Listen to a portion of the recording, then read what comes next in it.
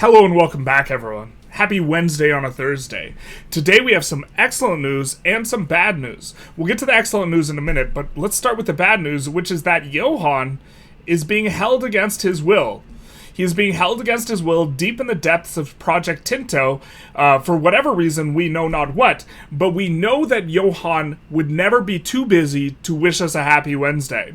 And so instead we know that for whatever reason, Project Tinto is keeping Johan under wraps. Maybe he has good news for us, maybe he has bad news for us, but he is not allowed to say because he's currently being held in the dungeon. But other than that, we will be going over Tinto Talks number 50, which is going to detail formable nations, of which you guys might be able to suspect the excellent news is coming in. We're about to restore the timeline, and so let's get into the Dev Diary. Hey everyone, and welcome back. Johan is busy today, allegedly, so I will walk you through the Tinto Talks on the formable nations of our little project called Caesar. Notice the lack of a happy Wednesday, which is our birthright.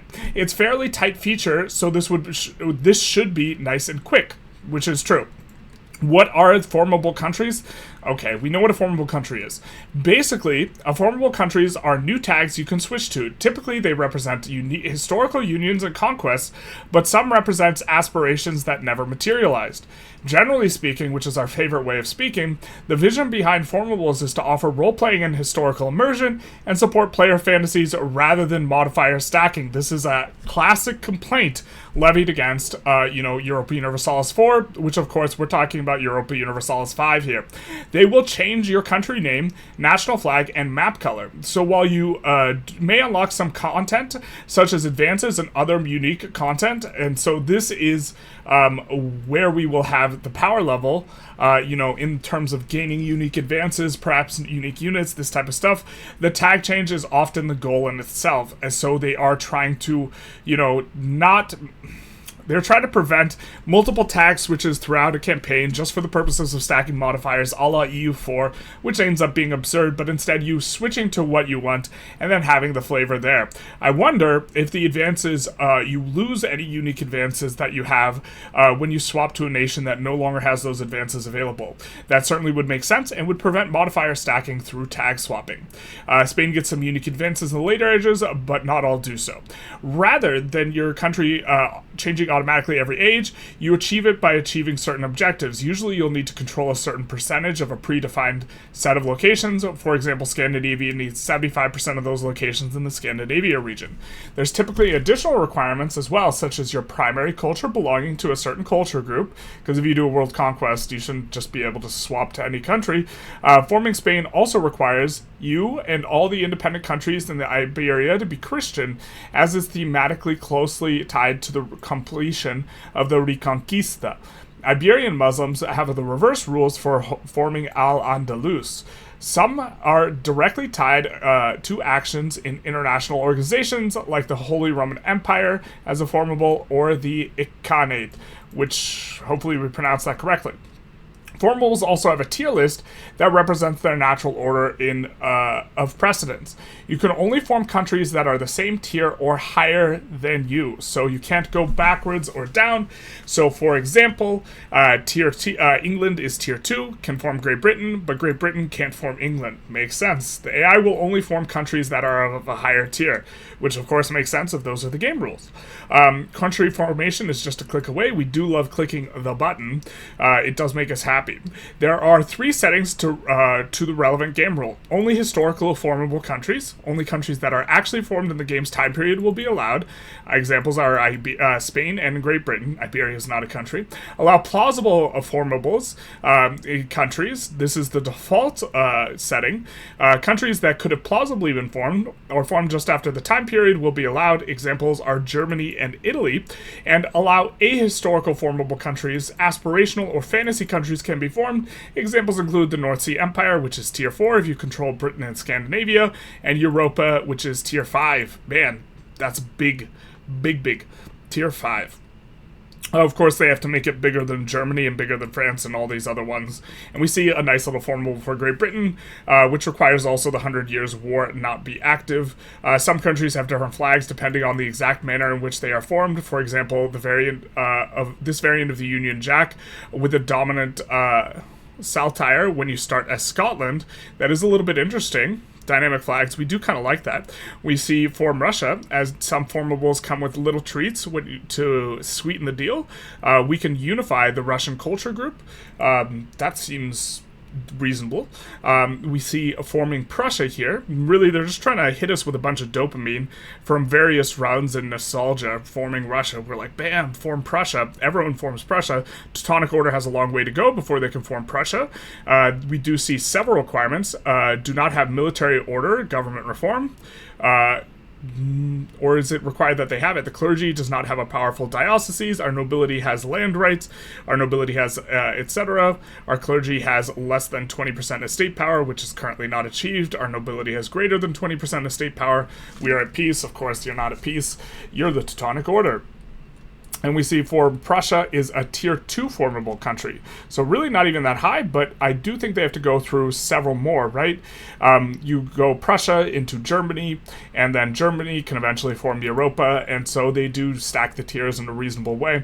And so even though this seems less or more relatively end taggy, it is quite a bit behind Russia, which is a tier 4 country and will not be able to form anything but the biggest and baddest of countries. But it might be worth it. We get form Celtica. Some exist to fulfill common player fantasies, but only appear if the player chooses in the game rules to have the less historic ones. And this is Welsh belongs to the Celtic group, and we have to allow the ahistorical formable countries and have the Celtic traditions government reform, and then it doesn't really tell us what land required to form Celtia, but we do see this 6 out of 175, so I'm assuming that requires quite a few formables or quite a few locations and states and these types of things in order to make it happen. We see Great Britain, for example, require out of 164, so Celtia will have an even more difficult requirement than Great Britain. Our current list of formable countries, let us know which ones you would like to add. And of course, we saw this list and we thought about, reading through the list, but truly there's only one name that's critically important, and that is the name that involves the restoration of the timeline, and of course is the excellent news for today, because we can just go Control F and, start to look for the absolute most important thing. For whatever reason, it's set down there when we controlled F, but Carthage is going to be, what's this? Ahistorical. Terrible. But Carthage will be a formable nation. It's not ahistorical. This is a lie. Carthage did exist in history, I'll have you know. And then in the right timeline, in the correct timeline, Carthage destroyed Rome. And then, we brought peace and prosperity to the world for thousands of years rather than this timeline. It is the greatest geopolitical disaster, the fall of Carthage, of the last 2,500 years. Or is it actually... I think it's maybe a little bit over 2,500. Anyways, you can form Carthage. This is all very exciting. We see a ton of ones, and why don't we just kind of take a look at some of the ahistorical ones? Because the historic and plausible ones are probably going to be ones that you are familiar with or, you are expecting to have coming. We see Europa, which might be the only tier 5 country on here. It is ahistorical. We see Rome. Everyone knows that Rome did not exist, at least in the proper timeline where Carthage destroyed it. It is only a, country, a nation, a small Italian peninsula nation that was there in antiquity and never did anything big and was, consumed by Carthage. We have Hindustan and the Holy Roman Empire, both implausible. We have ahistoric, the previously mentioned Celtica. We have the Latin Empire, the North Sea Empire, which they described. We have Al-Andalus. We have Arabia. Or is this just Pan-Arabia in terms of the dream, the mission?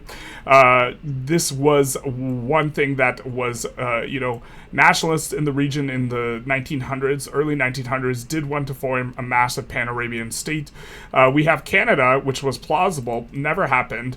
It's a shame. What would the world look like if we indeed had Canada? But okay, it's plausible because it didn't happen during the game's timeline, but it eventually did form. We see Egypt, Germany, Italy, Malaya, Ruthenia as plausible, Scandinavia, Shan, and then scrolling down we get another ahistorical Africa as a nation is a bit of an interesting one, but it's only tier 2, which is fascinating. So you could form Africa and then something else in Africa, perhaps. We see Hen Ogled, of course we see Carthage. Aotora, we see Greece, plausible, Jerusalem, Livonia, Maya, kind of, I guess, not too many ahistoric ones on this list already, but of course they are looking for more detail. We see Ulster, Air, and that kind of rounds out the list here. Of course, the most important and critical thing is that Carthage is on it, but that's it for the dev diary. Thanks for reading. We hope that this pulse and injection of dopamine makes you forget that Johann is currently being held prisoner deep in the depths of Tinto. Thank you for reading, and we'll see you next time where we talk about subject types and an interesting part of Castilian player fantasy. We will probably be talking about the union between them and Aragon.